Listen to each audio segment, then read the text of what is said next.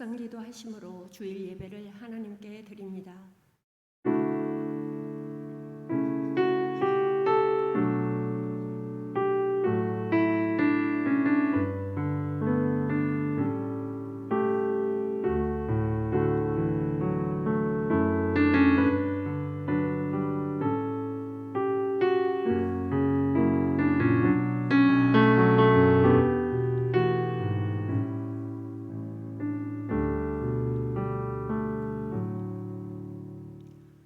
믿음이 없이는 하나님을 기쁘시게 하지 못하나니 하나님께 나아가는 자는 반드시 그가 계신 것과 또한 그가 자기를 찾는 자들에게 상 주시는 이심을 믿어야 할지니라.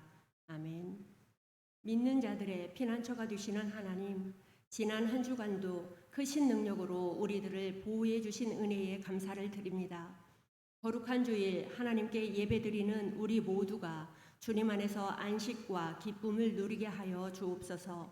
들려주시는 말씀을 들을 때 우리 심령이 기름진 골수를 먹음과 같이 참된 만족을 얻게 하여 주시옵소서. 예수님의 이름으로 기도합니다. 아멘.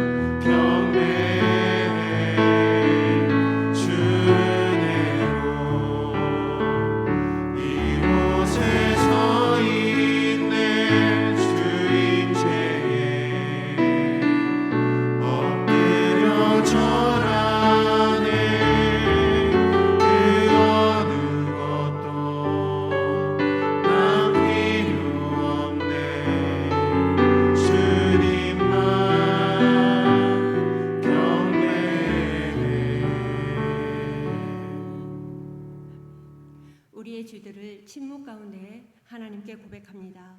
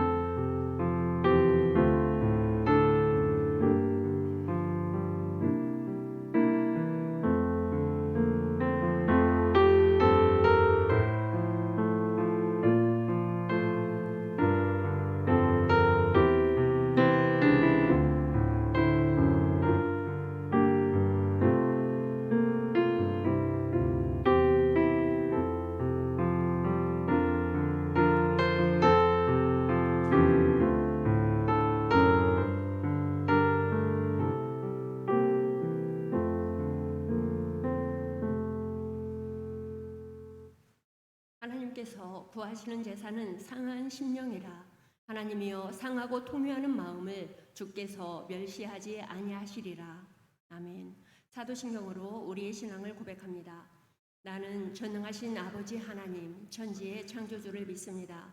나는 그의 유일하신 아들 우리 주 예수 그리스도를 믿습니다.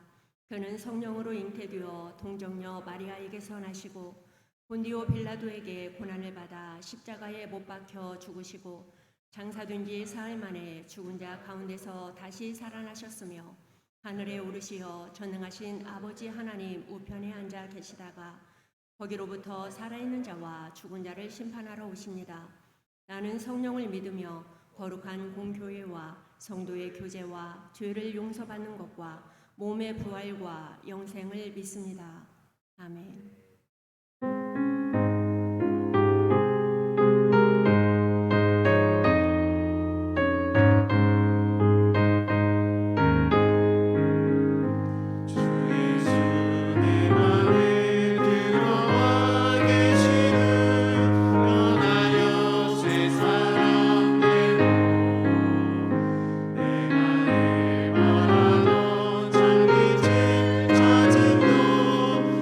예수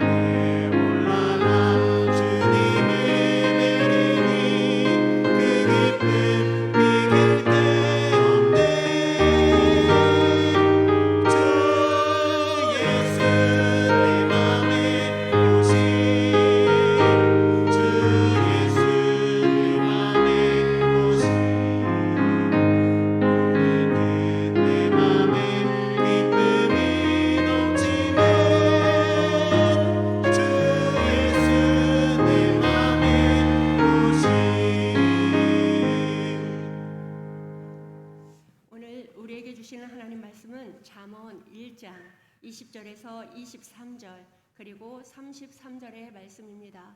구약 성경 911면에 있습니다.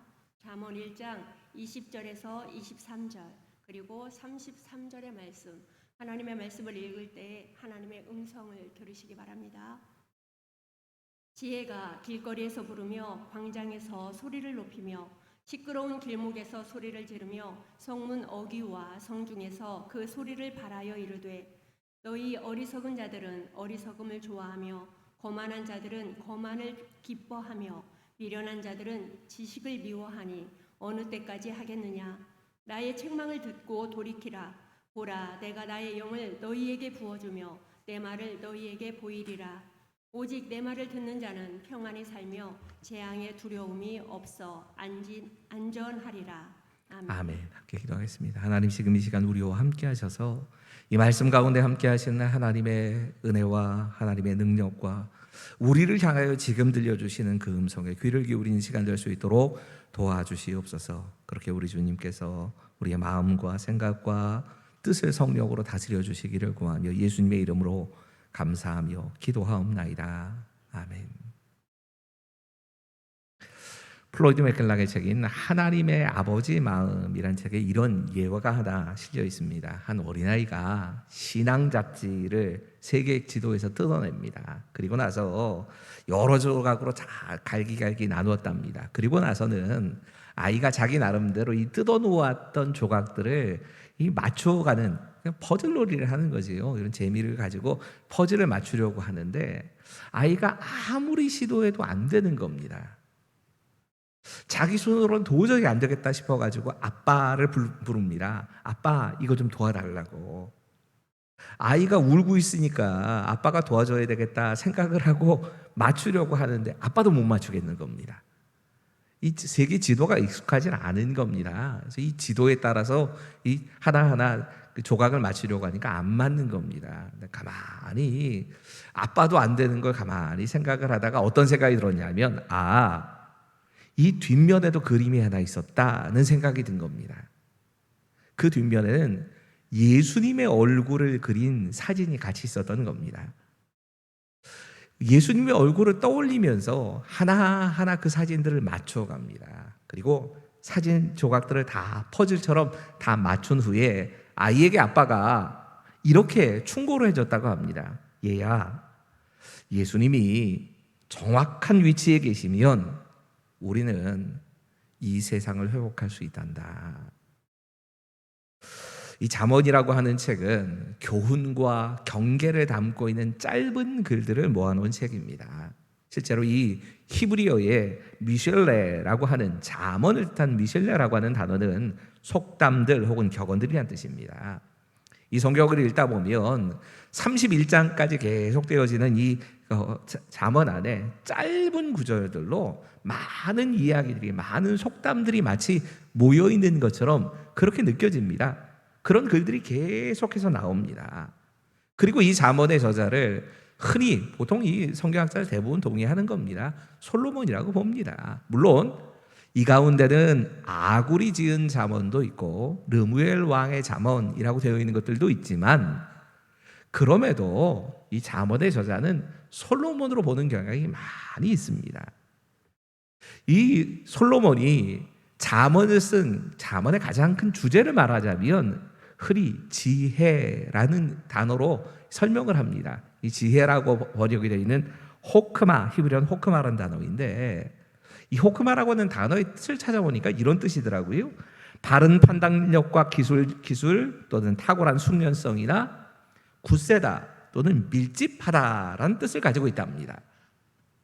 이런 뜻을 가지고 있는 잠언이 기록된 겁니다. 그런데 이 잠언 설교를 준비하기 위해서 책을 읽다가 서부장로교회를 섬기고 계시는 박헌승 목사님이 잠언을 강의하시면서 잠언의 첫 장을 강의하시면서 이런 글을 쓴 걸 봤습니다. 모든 성경이 예수 그리스도에 관한 이야기라면 잠언도 역시 예수 그리스도에 대한 이야기를 담고 있는 것이라고 자기는 묵상을 하고 그렇게 보겠다는 겁니다. 전 진짜 무릎을 치면서 잠언에 대해서 잠언이 단순히 우리에게 삶을 살아가는 지혜만을 가르쳐주는 책이 아니다라는 생각을 하면서 잠언을 다시 읽게 됐습니다. 잠언을 다시 읽으면서 새롭게 생각이 든 것은 그래, 진짜 이 잠언 안에서도 예수님의 이야기를 찾을 수 있구나. 우리가 이것을 발견할 수 있는 거구나. 잠언의 형식은 분명히 나이가 많이 드신 어른이 그보다는 조금 더 덜 세월을 산 사람들에게 실제적으로 세상을 살아가려면 이렇게 살아야 돼 하는 이야기를 해주는 이야기입니다. 특별히 솔로몬은 하나님의 관점에서 세상 살아가는 방법에 대해서 얘기합니다.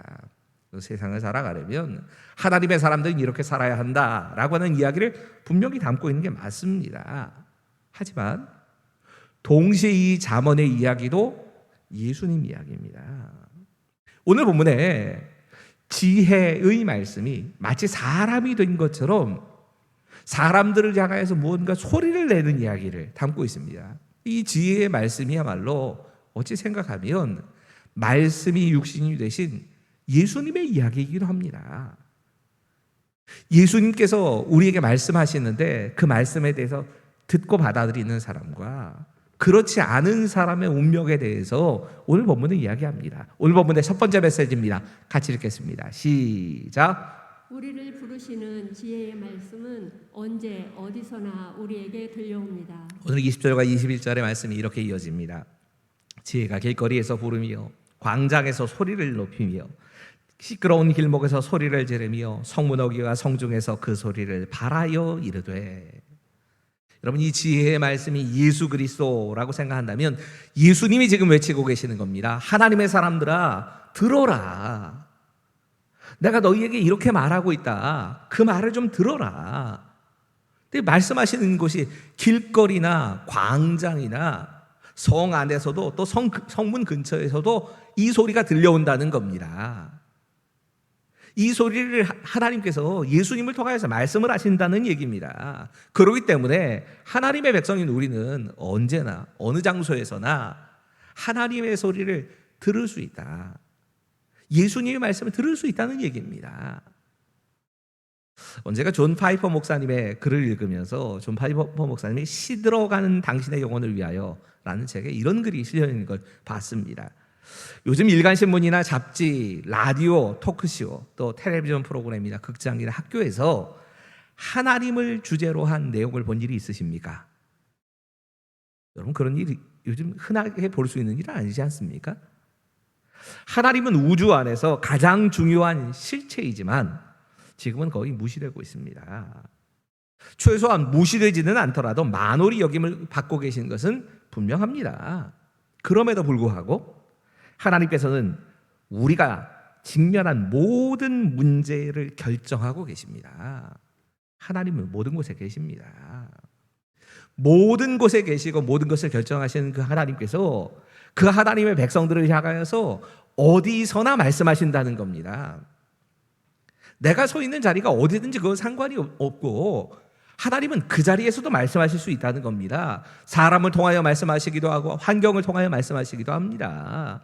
때로는 바른 길을 가도록 책망도 하시고요.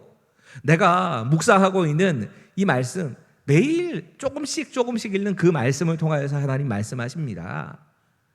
내가 섬기고 있는 교회의 강단에서 선포되는 말씀을 통해서도 하나님이 내게 말씀하십니다. 그러니까 핑계 못 된다는 겁니다.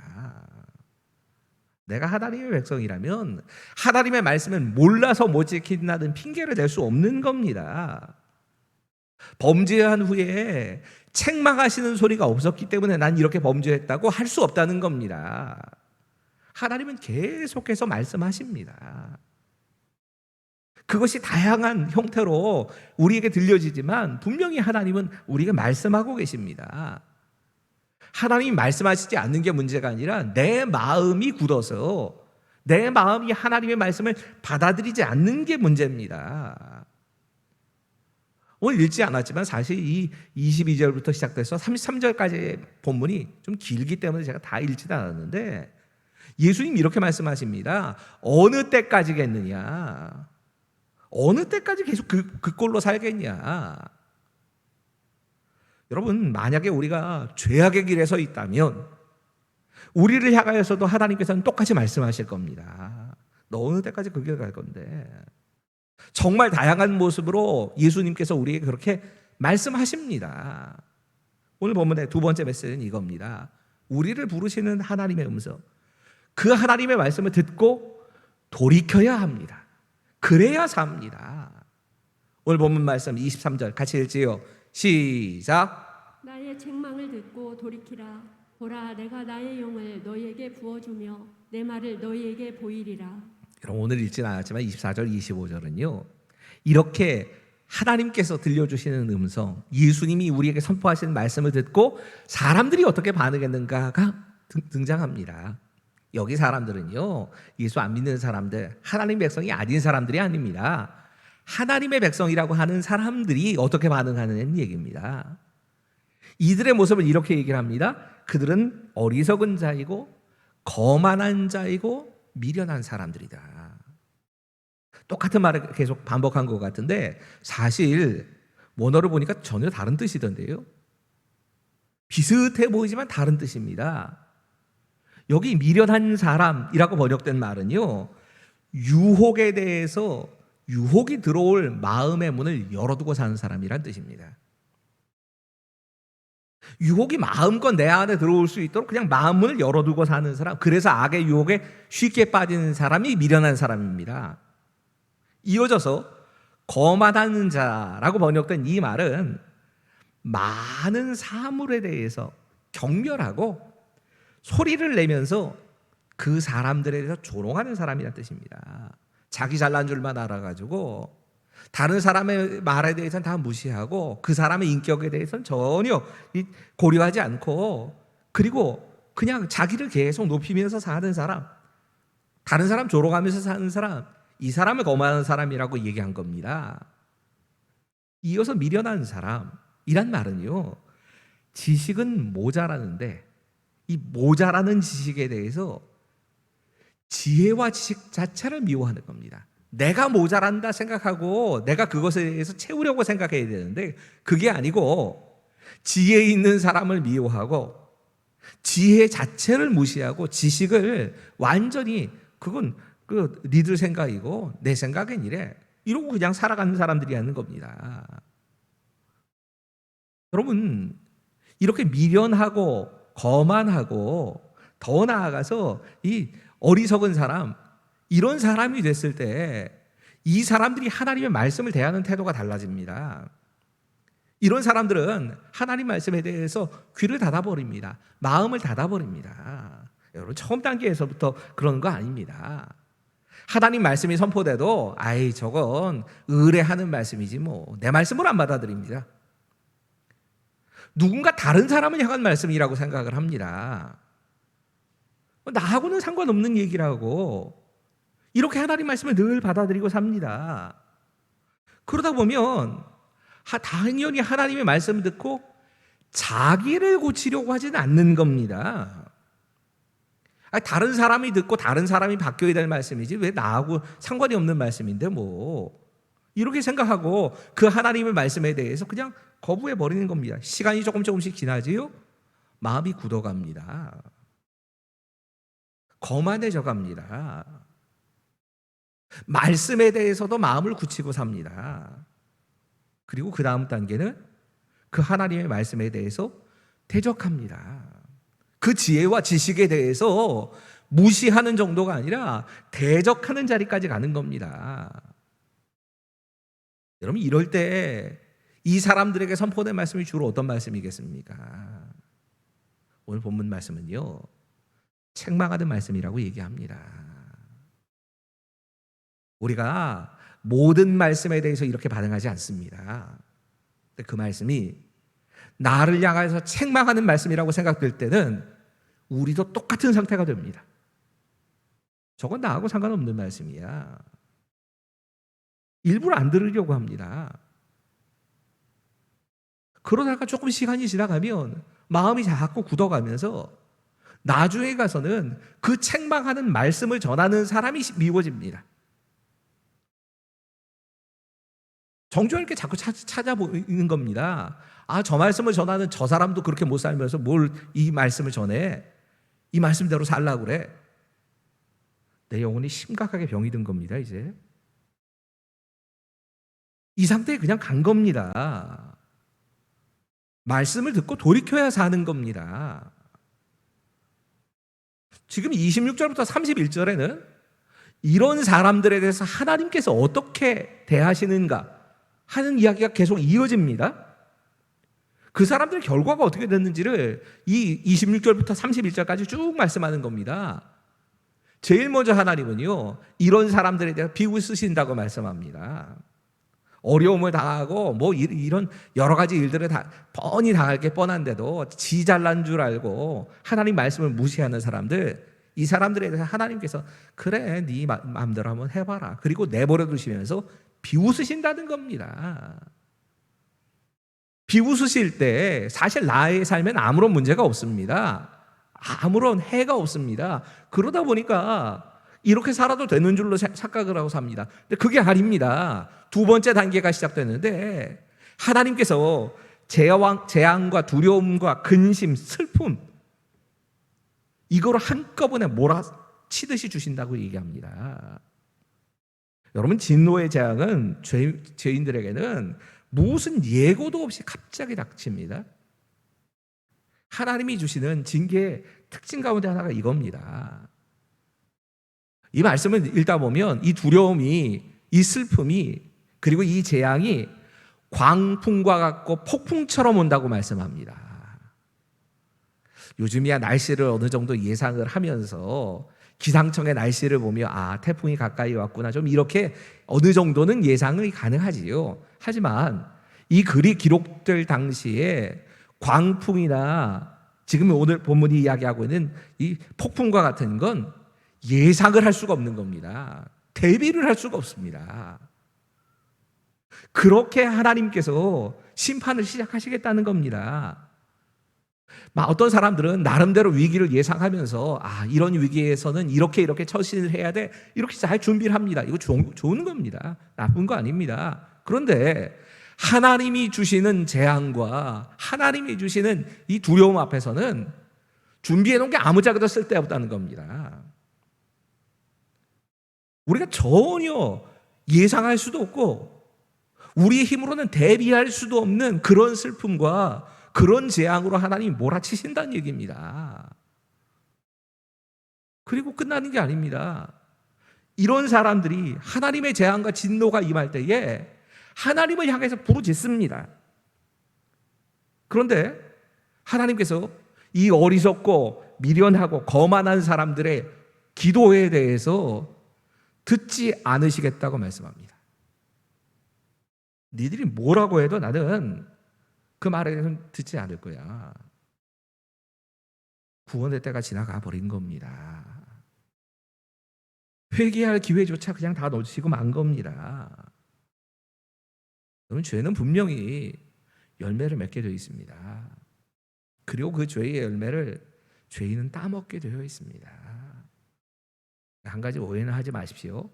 우리가 진짜 하나님의 자녀이고 하나님의 백성이라면 영원한 벌, 지옥으로 가는 형벌, 그 형벌이 우리에게 찾아오지는 않을 겁니다. 그 부분에 대해서 하나님께서 우리를 지키실 겁니다. 하지만 그렇게 가지 않도록 하기 위해서 우리가 이 땅을 살아가면서 하나님께 나아가지 못하게 하는 그 죄에 대한 심판은 예수를 믿는 우리에게도 있습니다. 그 하나님의 심판에 대한 특징을 말씀하고 있는 겁니다. 갑작스럽게 이 광풍이 몰아칩니다. 또 하나님께서 심판하실 때는요, 누구도 못 도와줍니다. 이게 하나님의 심판의 특징입니다. 물에 빠진 사람을 구하려고 할 때 그 물에 떠내려가는 사람 구하려고 들어갔다가 친구들이 같이 목숨을 잃었다, 아빠, 엄마가 죽었다, 뭐 이런 기사들을 종종 보게 되는데, 하나님께서 징계하실 때 다른 사람 구하겠다고 손 내밀어도 그 사람과 함께 같이 빠져 죽는 길은 있을지 모르겠지만 그 사람을 구원할 길은 없습니다. 도와줄 수가 없습니다. 돕겠다고 함부로 나설 수가 없습니다. 내가 그런 징계를 당할 때가 있습니다. 내가 하나님의 이 심판의 성격을 가지고 있는 징계를 당할 그때에 주변의 사람들이 나를 안 도와준다고 너무 서운해하지 마십시오. 도울 수가 없는 겁니다. 돕지 않는 게 아닙니다. 도와줄 수가 없는 겁니다. 하나님이 그런 상황을 만들어 가십니다. 징계가 그런 특징을 가지고 있는 겁니다. 우리가 그 징계를 벗어나겠다고 내 나름대로 열심히 노력을 합니다. 어떻게 되느냐? 자꾸 문제는 꼬여갑니다. 하나님의 징계와 심판의 때에는 우리가 차라리 가만히 있는 게 도움이 됩니다. 그냥 그 징계를 다 당하면서 하나님의 뜻을 쫓아서 나를 회개의 자리로 끌고 가는 게 답입니다. 물론 징계와 심판이 아닌 고난도 있습니다. 징계와 심판이 아닌 그냥 당하는 고난의 때는요, 내가 할 수 있는 최선의 노력을 다하는 게 맞습니다. 할 수 있는 거 다 해보세요. 몸부림치십시오. 그렇게 해가는 게 하나님께서 우리를 단련시켜 가시는 방법일 수도 있기 때문에, 이게 훈련을 통해서 훈련으로 오는 고난이라고 하면 그 훈련으로 오는 고난에 대해서는 내가 최선을 다해서 애써서 그 자리를 벗어나려고 하는 게 맞습니다. 하지만 나의 죄 때문에 찾아오는 하나님의 징계에 대해서는요, 빨리 하나님께서 원하시는 게 뭔지 그걸 깨닫고 하나님이 원하시는 대로 나를 바꾸는 게 답입니다. 여러분, 하나님의 심판 앞에서 우리는 회개의 자리로 나가야 됩니다. 이것만이 우리의 살 길입니다. 하나님 심판 앞에서는 어떤 노력도 무용지물입니다. 인간이 어떤 노력을 한다 할지라도 해결되는 게 없습니다. 그때 우리가 할 수 있는 건 회개하는 것뿐입니다. 우리에게 필요한 건 그거밖에 없습니다. 32절은 끝까지 고집을 부리면서 하나님의 말씀을 듣지 않고 순종하지 않은 사람들의 결론을 이렇게 말씀합니다. 우리 함께 32절의 말씀을 같이 읽지요. 같이 읽겠습니다. 시작. 어리석은 자의 퇴보는 자기를 죽이며 미련한 자의 안일은 자기를 멸망시키려니와. 하나님이 경고하시고 부르시는 소리에 대해서 철저하게 무시하고 가는 사람들이 있습니다. 그렇게 듣지 않는 결과가 뭐냐? 스스로를 죽인다는 겁니다. 나의 영혼이 영적인 자살을 한 겁니다. 이거 하나님 탓이 아닙니다. 내가 하나님께서 계속 부르시는 그 소리에 대해서 귀를 기울이지 않고 끝까지 고집 부리면 나의 영혼이 죽어버린다는 얘기입니다. 오늘 본문이 이야기하고 있는 마지막 메시지입니다. 같이 읽겠습니다. 시작. 말씀을 듣고 돌이키는 사람에게 주시는 하나님의 은혜가 있습니다. 여러분, 말씀을 듣고 돌이키는 사람에게 하나님께서 이런 은혜를 주신다고 말씀하십니다. 한번 이것도 생각해 보셔야죠. 말씀을 듣고 돌이킨다는 게 무슨 뜻일까? 잠언이 가지고 있는 잠언의 가장 큰 주제가 지혜라고 얘기를 할 수 있지만 그 지혜의 중심에는 하나님을 경외하는 것이 있습니다. 저는 듣고 돌이킨다라고 하는 것이 바로 이 하나님을 경외하는 것을 다르게 표현하는 것이라고 생각합니다. 이 부분은 제 해석입니다. 왜 우리가 하나님을 경외함이 없어서 듣고 돌이키지 못한다라는 말씀도 되는 것이고, 반대로 하나님을 경외하는 사람은 듣고 돌이키는 사람이 된다는 뜻도 됩니다. 그러면 하나님 경외한다는 걸 여러 가지로 표현이 가능합니다. 제가 이 하나님 경외한다는 것에 대해서만 몇 차례 이렇게 따로 말씀을 드리는 것 같은데, 그 가운데 하나는 하나님이 나를 지켜보고 계신다라고 하는 것을 깨닫고 그 하나님에 대한 두려운 마음을 가지고 사는 겁니다. 여러분, 이 경외함이 우리에게 얼마나 중요한지 모릅니다. 하나님이 나의 삶을 보고 계십니다. 사람은 못 보지요. 사람의 눈으로는 안 보입니다. 하지만 하나님은 보십니다. 그 하나님 앞에서 살아가는 사람들은 하나님의 말씀에 귀를 기울입니다. 얼마 전에 이 설교를 하면서 저희 아들 녀석들을 가만히 생각하면서 이 사춘기 아이들에 대해서 많이 좀 생각을 해봤는데, 사춘기 애들이요, 엄마가 아빠가 하는 말에 대해서는 귀로 듣습니다. 그 자리에서 듣고 있다고 얘기를 합니다. 근데 실제로 그 들은 것에 대해서 행동은 안 합니다. 듣는 게 맞을까요? 안 듣는 거지요. 안 듣는 겁니다. 여러분, 하나님의 말씀을 듣는다라고 하는 말은 귀로 듣는다는 뜻이 아닙니다. 한편으로는 하나님을 정말 경외하는 마음으로 집중해서 듣는 것도 포함되지만 그게 전부가 아니라 그 말씀을 그대로 행동으로 따라가는 겁니다. 이게 하나님 경외하는 겁니다. 이렇게 듣고 자신의 삶을 돌이키는 사람, 그 사람들에게 하나님께서 은혜 주시겠다고 하는데, 오늘 보면 크게 두 가지 은혜를 말씀합니다. 첫 번째 은혜는 말씀을 듣고 돌이켜 회개하는 사람들, 그 사람들에게 하나님의 영을 부어주시겠다, 하나님께서 약속하십니다. 우리 함께 23절의 말씀입니다. 같이 읽겠습니다. 시작. 나의 책망을 듣고 돌이키라. 보라, 내가 나의 영을 너희에게 부어주며 내 말을 너희에게 보이리라. 여러분, 책망이라고 번역되어 있는 단어는 원래는 바르게 한다는 뜻이 있습니다. 하나님께서 바르게 하시는 그 말씀을 듣고 자신의 삶을 돌이키고 회개한다는 얘기지요. 회개하면 하나님께서는 하나님의 영, 성령을 부어주신다고 말씀하십니다. 여기 부어준다는 표현이 붓다, 위에서부터 이렇게 쏟아내는, 붓다는 뜻도 있는데, 이 단어의 또 다른 뜻은 샘이 완전히 처음 딱 그 물이 샘이 솟아나는 것처럼 아래에서부터 팍 터져 나오는, 솟아 나온다라고 하는 뜻도 있습니다. 저는 오히려 성령의 그 성령님에 대해서 생각을 한다면 우리가 생각하는 위로부터 부어지는 은혜만 자꾸 생각을 하는데, 때로는 성령께서 마치 힘찬 물줄기가 우리 안에서 터져 나오는 것처럼 이렇게 역사하실 때도 굉장히 많다는 걸 압니다. 이렇게 성령께서 그 안에서 역사하시는 겁니다. 그 다음 말씀이 이렇게 이어집니다.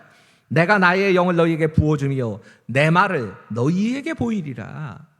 하나님의 영이 부어지는 것과 하나님의 말씀, 그 말씀을 보게 되는 것, 깨닫게 되는 것, 이 두 가지가 같이 일어난다는 겁니다.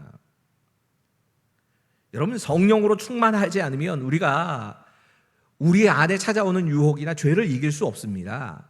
그런데 이 성령의 충만함과 하나님의 말씀이 깨달아지고 그 하나님의 말씀으로 채워지는 것이 같이 이루어진다는 겁니다.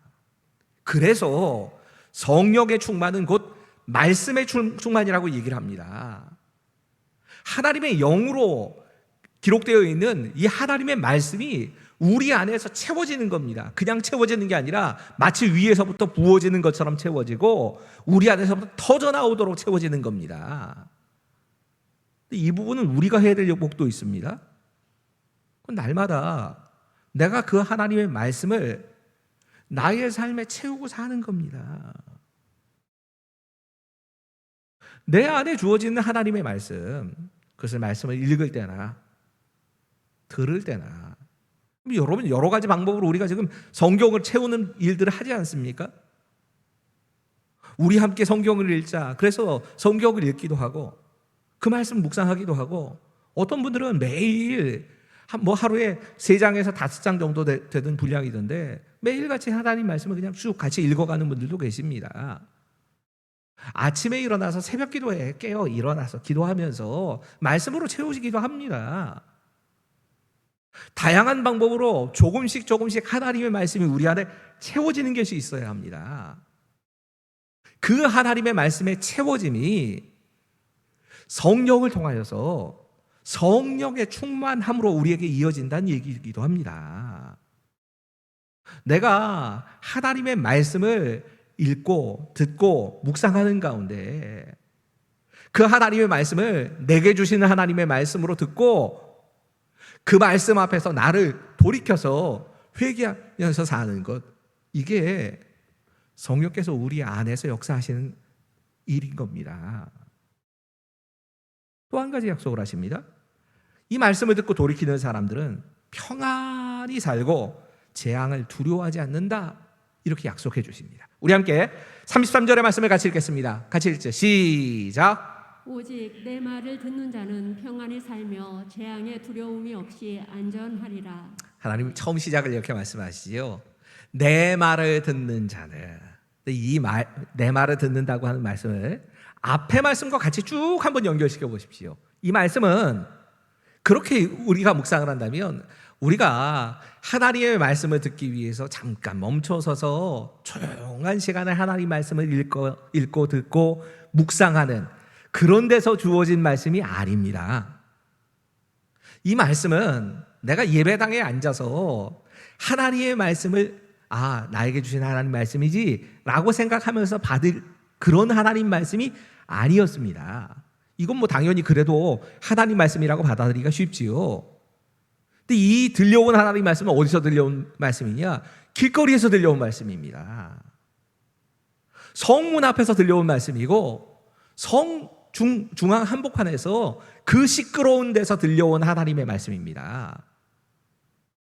전도자들이 혹은 아니면 내가 지나가는 길에 간판에 붙어 있는 하나님의 말씀을 본 겁니다. 누군가가 내 양심에다 대고 그 하나님의 말씀을 선포해 준 겁니다. 그 말씀도 하나님의 말씀으로 받아들인 사람입니다. 그 말씀도 하나님의 말씀으로 받아들이고 자신의 삶을 돌이킨 사람. 하나님 말씀을 듣는다는 게 그거 아닙니까? 귀로 듣는 것이 아니라 진짜 하나님의 말씀을 따라서 내가 돌이켜 회개하며 사는 사람, 이 사람에게 하나님께서 주시는 복을 말씀하십니다. 그 사람은 평안히 살게 될 것이다. 재앙과 두려움이 없을 것이다. 그렇게 살 때 우리에게 주어지는 선물이 평안이라는 겁니다. 그렇게 살아갈 때에 하나님께서 우리에게 두려움이 없게 하시겠다고 약속하시는 겁니다. 그런데 여러분 가만히 생각해 보셔야 될 부분이 이 부분입니다. 정말 예수 믿으니까 아무런 문제도 없고 늘 평안하고 두렵지 않으시던가요? 저만 그럽니까? 전 늘 그러진 않던데요. 예수를 믿지만 어떤 경우에 평안함이 깨집니다. 두려움이 몰려올 때가 있습니다. 예수 믿는 초반에만 그런 줄 알았습니다. 여러분 우리가 인생을 살아가면서 그런 순간을 만나지 않습니까? 그럼 이 말씀의 뜻은 뭘까? 어제 이 말씀을 가지고 좀 씨름을 하는데 출애굽기에 10가지 재앙의 순간이 갑자기 같이 묵상이 된 겁니다. 여러분이 하나님께서 출애굽을 시키실 당시에 그 하나님의 백성들이 10가지 재앙 가운데 앞에 있는 3가지의 재앙은 이집트 사람들이랑 똑같이 당합니다.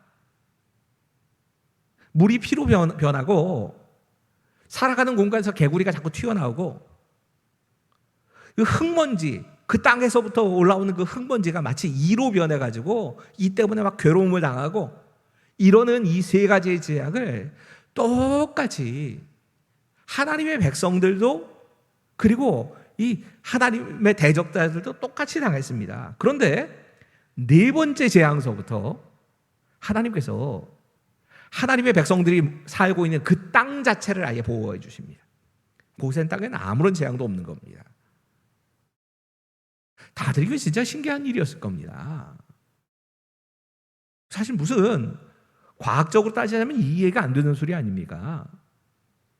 하나님의 백성들이 살고 있는 그 땅만 다른 게 안 일어나는 겁니다.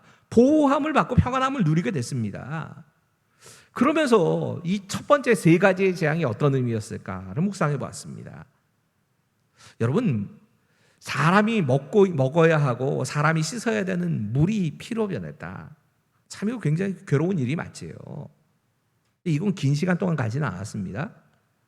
또 사람이 살고 있는 곳에 자꾸 개구리가 튀어나오는 겁니다.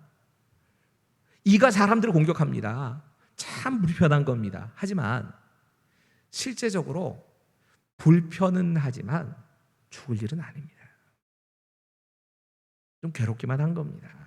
네 번째 심판부터는 아예 성격이 달라집니다. 이건 직접적으로 사람의 몸을 공격하거나 사람의 삶에 피해가 직접 오는 겁니다. 이 재앙서부터 하나님께서 막으시는 겁니다. 멀리 있는 것부터 시작해서 가축에서부터 시작해서 사람의 몸으로 자꾸 이 재앙이 가까이 옵니다. 그리고 마지막 그 남겨져 있는 네 가지의 심판, 이 심판은 직접적으로 죽음의 심판이 됩니다. 여러분, 우박이 내리칩니다. 바깥에 있는 식물들이 다 그 우박에 맞아가지고 죽어버리는 겁니다. 그래도 좀 남아있다, 살겠다라고 생각했는데 메뚜기 때가 와가지고 그 식물을 싹 다 식물들이 다 사망해버린 겁니다. 죽어버린 겁니다. 동물과 식물들이 밖에서 있는 것들은 그렇게 죽어갑니다. 그래도 살 수 있다 생각을 하는데 태양이 빛을 내어버렸습니다.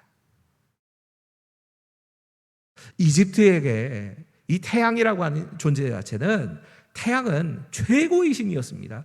그 신도 하나님 앞에서 꼼짝을 못하고 죽어버리는 겁니다. 그리고 마지막에 가서는 애굽의 장자가, 첫째 아들이 실제로 죽는 겁니다. 여러분, 이게 사실 우리의 삶에도 종종 일어난 일들입니다. 우리가 예수를 믿는다고 해서, 처음 예수를 믿는다고 해서 아무 문제가 없는 게 아닙니다. 오히려 처음 예수를 믿을 때는요, 갈등이 더 심해지고 문제가 더 많아지는 것 같습니다. 그런데 어느 순간서부터 내가 믿기 이전의 사람과 믿은 후의 사람의 삶이 갈리기 시작합니다. 달라집니다. 어느 순간부터 하나님께서 그 백성을 보호하기 시작하십니다. 애굽 사람들의 집에는 파리가 가득한데 이스라엘 백성이 살고 있는 고센 땅에는 파리가 한 마리도 없습니다. 이게 말이 되는 일입니까? 하나님이 그렇게 보호하신 겁니다. 주먹만한 우박이 하늘에서 떨어집니다. 하늘에서 떨어지는 우박인데 고센 땅만 피해가는 겁니다. 가장 황당한 게 뭡니까? 태양이 빛을 잃었습니다. 계기일식이라고 설명하시는 분들이 계시는데, 계기일식이라고 하면 고센 땅에도 태양이 빛을 잃고 아예 딱 감춰져야지 맞겠지요. 고센 땅에는 빛이 비추는 겁니다. 하나님께서 그 백성을 구별하기 시작하시는 겁니다. 모든 이집트의 아이들이 죽어가는데 이스라엘 백성들의 아이들은 보호되는 겁니다. 여러분, 이게 사실 우리 형편 아닙니까? 예수를 믿고 그리고 나면 다 모든 위험도 사라지고 평안함만이 찾아온다, 그렇게 기대하고 시작을 하지만 우리도 똑같이 사망의 음침한 골짜기에 지나가게 될 수도 있습니다. 세상과 똑같은 길을 걸어가는 것처럼 보입니다. 하지만 다른 건 하나님의 지팡이와 막대기가 나를 인도하신다는 겁니다. 그 길을 안 걸어가는 게 아니라 그 길 안에서도 평안함을 누릴 수 있고 그 길 안에서도 하나님이 보호하신다는 겁니다. 중요한 건 다윗이 그랬던 것처럼 사망의 음침한 골짜기에 눈을 돌리는 게 아니라 나를 인도하고 계시는 우리 하나님의 지팡이와 막대기에 눈을 고정하고 따라가는 것밖에 없는 겁니다. 여러분, 하나님의 말씀은 지금도 우리를 향해 외치고 있습니다. 하지만 그 기회가 영원히 주어지는 것은 아닙니다. 여전히 내 귀에 책망의 말씀이 들리고 회개를 촉구하는 우리 주님의 음성이 들릴 때 지금 기회가 있는 겁니다. 책망을 괴로워할 것이 아니라 그 책망의 말씀을 들으면서 내 삶을 바꾸는 게 살 길인 겁니다. 내가 만약에라도 이 본문에 나타나는 어리석은 자, 미련한 자, 고집 부리는 거만한 사람이 된다면 우리도 똑같이 하나님의 말씀하시는 이 심판 앞에서 피할 수가 없습니다. 하지만 말씀을 청종하여 듣고 그 말씀 앞에 나를 회개함으로 돌이키면 이제 재앙의 두려움이나 우리 앞에 찾아오는 그 모든 것들을 평안의 하나님께서 막아주시겠다고 약속하십니다. 우리의 삶에 찾아온 큰 어려움들 앞에서 이제 하나님, 내가 하나님의 말씀을 듣고 돌이키겠습니다. 결단합시다. 기도하겠습니다.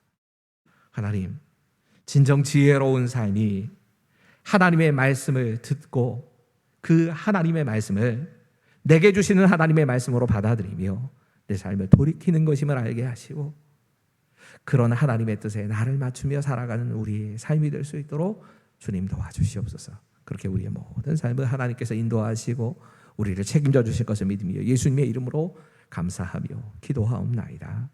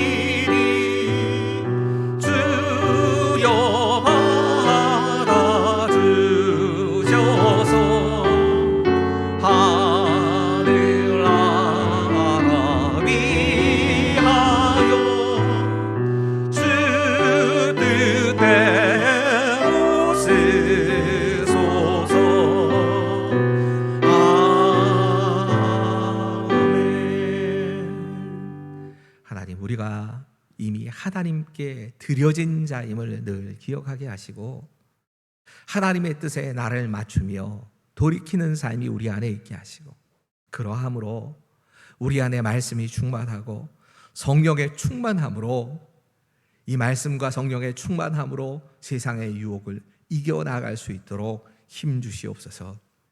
우리가 가지고 있는 것은 정말 적지만 이 가지고 있는 것도 하나님께서 내게 맡기신 것입니다. 이 사실을 고백하면서 10의 1조로 또 여러 가지 다양한 모양의 헌금으로 하나님께 헌신하오니 이 헌신을 받으시고 하나님의 영광을 위해 하나님의 나라를 위하여 써주시옵소서. 그렇게 우리의 삶을 다스리시고 인도해 주실 것을 믿으며 예수님 이름으로 감사하며 기도하옵나이다. 아멘. 교회 소식 전합니다. 사회적 거리두기 4단계로 인해서 모든 예배를 비대면으로 드리고 있습니다. 계신 그 자리에서 예배에 참여해 주시기 바랍니다. 주일 오전 예배, 오후 찬양 예배, 수요 기도회, 새벽 기도회, 교회 학교 예배를 곤지암교회 유튜브를 통해서 들으실 수 있습니다. 코로나19 예방을 위한 생활 방역 수칙을 잘 준수해 주시기 바랍니다. 온라인 헌금 계좌입니다. 온라인으로 예배를 드리시는 분들은 드리신 예물을 화면에 보이시는 계좌로 보내주시면 됩니다. 우리 함께 성경 읽어요. 우함성 신청을 계속해서 받고 있습니다. 교육부 여름사역 일정이 나와 있습니다. 모든 일정은 사회적 거리 단계에 따라서 변경 및 취소될 수도 있습니다. 교육부의 여름사역을 위해서 기도해 주시기 바랍니다. 교우 동정입니다. 청년부를 섬기고 계시는 변상원 전도사님 가정에 등려하셨습니다. 축하드립니다. 청년부 수련회가 돌아오는 금요일 비대면 줌으로 진행합니다. 청년부 수련회를 위해서 기도해 주시기 바랍니다. 다 함께 8월의 찬양 부르신 후에 담임 목사님 축도로 예배를 마칩니다.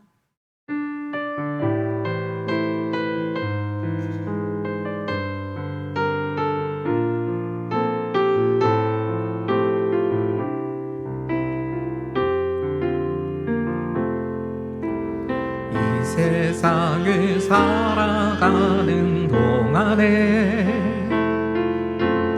나의 힘을 의지할 수 없으니 기도하고 낙심하지 말 것을 주께서 참 소망이 되심이라. 주의 길을 걸어가는 동안에 주의 길을 걸어가는 동안에 세상에 것 의지할 수 없으니 감사하고 낙심하지 안심하지 말 것을 주께서 참 기쁨이 되심이라. 하나님의 꿈이 나의 비전이 되고 예수님의 성품이 나의 인격이 되고 성령님의 권능이 나의 능력이 되길 원하고 바라고 기도합니다. 다시 한번 보실까요? 이 세상을 살아가는 동안에 나의 힘을 의지할 수 없으니 기도하고 낙심하지 말 것을 주께서 참 소망이 되심이라. 하나님의 꿈이 나의 비전이 되고 예수님의 성품이 나의 인격이 되고 성령님의 권능이 나의 능력이 되길 원하고 바라고 기도합니다. 하나님의 꿈이 나의 비전이 되고 예수님의 성품이 나의 인격이 되고 성령님의 권능이 나의 능력이 되길 원하고 바라고 기도합니다. 여호와는 내게 복을 주시며 너를 지키시기를 원하며 여호와는 그 얼굴을 내게로 향하여 드사 은혜 베푸시기를 원하며 여호와는 그 얼굴로 너를 향하여 비춰주사 평강 주시기를 원하노라. 이제는 우리 주 예수 그리스도의 은혜와 하나님의 사랑하심과 성령의 감화 감동 역사 교통하심이 지금 이 자리에 내가 서 있는 그곳에서 하나님께 예배하고 하나님께 마음을 다하고 하나님의 생각에 나의 생각과 나의 감정과 나의 뜻을 맞춰갈 모든 사랑하는 성도들의 서 있는 그 자리 가운데 지금부터 영원까지 함께 하시기를 간절히 축원하옵나이다. 아멘.